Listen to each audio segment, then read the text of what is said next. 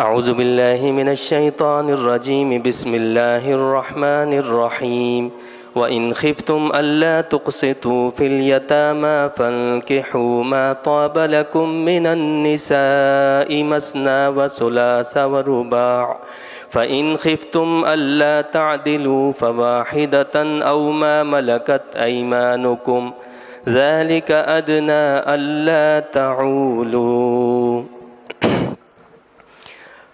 اور اگر ڈرو تم اس سے کہ نہ انصاف کر سکو گے تم یتیم بچوں کے معاملے میں تو ان سے نکاح نہ کرو، اور نکاح کرو جو پسند آئیں تمہیں ان کے علاوہ دوسری عورتوں سے، 2 3 اور 4 اور اگر تمہیں یہ اندیشہ ہو کہ تم ان میں عدل نہیں کر سکو گے تو پھر ایک ہی یا کنیزیں جن کے مالک ہوں تمہارے دائیں ہاتھ، یہ زیادہ قریب ہے اس کے کہ تم ایک طرف ہی نہ جھک جاؤ۔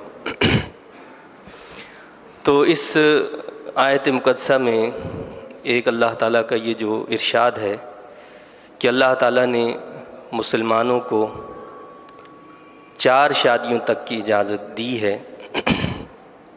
پہلی بات تو یہ ہے کہ اسلام جو ہے وہ ایک مکمل ضابطہ حیات ہے، یعنی ایسا نہیں ہے کہ اس میں کچھ باتیں بتائی گئی ہوں باقی معاملات زندگی ہمارے چھوڑ دیے ہوں۔ یہ اللہ کا کلام ہے، یہ اللہ کی کتاب ہے جس میں ہمارے وہ چھوٹے چھوٹے معاملات، وہ چھوٹی چھوٹی باتیں جن کو عام طور پر ہم یہ سمجھتے ہیں کہ شاید ان کا قرآن سے دین سے کوئی واسطہ اور تعلق نہیں ہے، وہ سب اللہ نے اس میں بیان کی اور ہماری پوری رہنمائی کی ہے کہ کس معاملے کو، کس چیز کو کیسے اور کب کرنا ہے۔ یہاں جو شادی کے حوالے سے اللہ تعالیٰ نے حکم دیا ہے، یہ بھی انسان کی ایک فطرت ہے اور اس کا فطری معاملہ ہے۔ اللہ نے انسان کو بنایا، اس کے اندر یہ ساری چیزیں رکھی ہیں، تو ان فطری معاملات کو جائز اور حلال طریقے سے کیسے پورا کیا جائے اس کا بھی اللہ تعالیٰ نے طریقہ اور حل بتایا۔ اور یہ اسلام پہلا وہ دین ہے کہ جس نے تعدد ازدواج پر پابندی عائد کی ہے، یعنی اسلام سے پہلے کوئی پابندی نہیں تھی، جو چاہتا وہ 100 بیویاں رکھتا، جو چاہتا 50 رکھتا، کوئی چاہتا تو اس سے بھی زیادہ رکھتا۔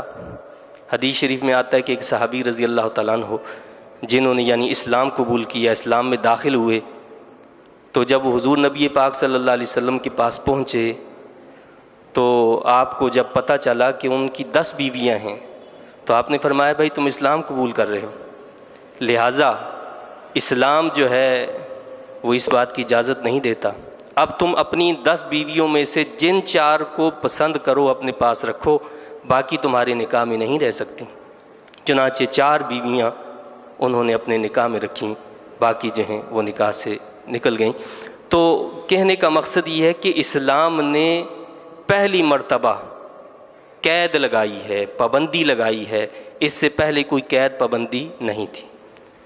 تو یہ جو اعتراض ہوتا ہے کہ جی اسلام نے تو پتہ نہیں شادیوں کی اتنی اجازت دی ہے، تو اسلام نے تو اس کو محدود کیا ہے، اسلام نے محدود کیا ہے، اس تعدد ازدواج کو محدود کیا اور اس کے اندر بھی شرائط رکھیں کہ ان جو ایک سے زیادہ اگر بیویاں کوئی رکھتا ہے تو اس کے لیے بھی شرائط ہیں کہ وہ عدل و انصاف قائم کرے، مساوات ہو کھانے میں، پینے میں، معاشرت میں، دیگر معاملات میں۔ غرض یہ کہ وہ ایسی قیود ہیں کہ جو عموماً ہر ایک انسان پورا نہیں کر سکتا، اور یہ مرد کی جو فطرت ہے اس کے بھی عین مطابق ہے۔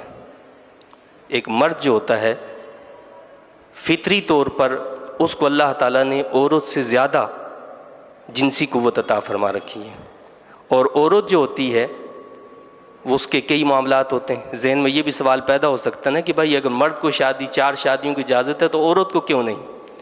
اور ہمارے دور کے اندر ایسی کئی ماڈرن عورتیں ہیں جنہوں نے ایسا اعتراض کیا بھی۔ تو یہ بھی عین فطرت کے مطابق ہے کہ عورت کو 2 یا 2 سے زیادہ کی اجازت نہیں ہے، بلکہ اسے ایک ہی مرد کی اجازت ہے کہ وہ ایک ہی مرد سے شادی کر سکتی ہے ایک وقت میں۔ تو اس کی وجہ یہ ہے کہ اس کی فطری جو اس کا فطری معاملہ ہے وہ بھی یہی ہے کہ عورت کے ساتھ ماہواری ہے، کبھی نفاس کا معاملہ ہے، رضاعت کا معاملہ ہے، حمل کے ایام ہیں، یہ ساری صورتحال ایسی ہوتی ہے کہ جس میں وہ اپنے ایک شوہر کی ذمہ داریاں بھی پوری نہیں کر سکتی، وہ ایک شوہر کی خواہشات کو بھی پورا نہیں کر سکتی، تو وہ 2-4 کی خواہشات کو کیسا پورا کرے؟ اور اگر بالفرض ایک عورت کو 2 شادیوں کی اجازت دے دی جاتی یا 4 شادیوں کی اجازت دی جاتی، تو سب سے پہلے حکمتیں اللہ کی کیا ہیں؟ وہ تو بہت ساری ہیں، لیکن میں ایک موٹی سی بات کرتا ہوں جو ہر ایک کی سمجھ میں اور عقل میں آ سکتی ہے کہ آخر اس کو بیوی کس کی تصور کیا جائے؟ 4 لوگوں کی اگر وہ بیوی ہے تو کس کی بیوی تصور کیا جائے؟ وہ کس کے گھر میں رہے؟ اور بچہ پیدا ہو جائے تو وہ بچہ کس کا تصور کیا جائے؟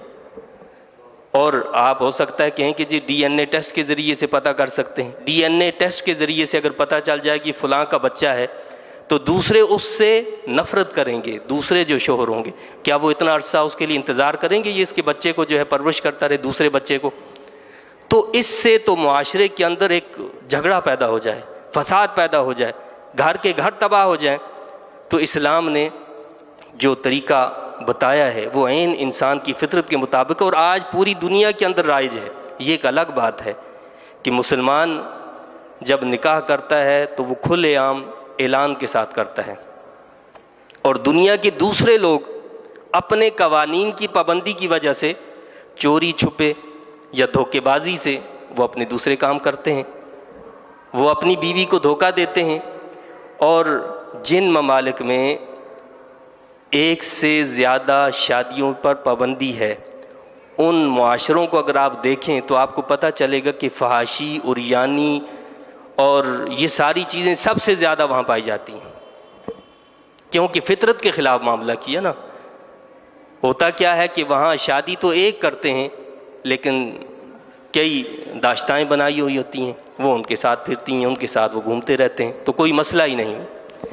اور اسی لیے ناجائز بچوں کی پیدائش کی شرح سب سے زیادہ ان ممالک میں پائی جاتی ہے، سب سے زیادہ ناجائز بچوں کی پیدائش کی شرح انہی ممالک میں ہے۔ اب ان کے لیے یہ مسئلہ ہے کہ ان بچوں کی پرورش کون کرے؟ کوئی پرورش کرنے والا نہیں۔ ان کی تعلیم و تربیت کیسے ہو؟ جب ایسے بچے جو کنواری عورتوں کو پیدا ہوں گے، جن کا کوئی والی وارث نہیں ہوگا، تو آپ مجھے بتائیے کہ وہ بڑے ہو کر کیا بنیں گے؟ انہوں نے معاشرے کے اندر فساد ہی مچانا ہے، انہوں نے معاشرے کے اندر جو ہے یہی کام کرنے ہیں کہ جن کاموں کے ذریعے سے وہ اس دنیا کے اندر آئے ہیں۔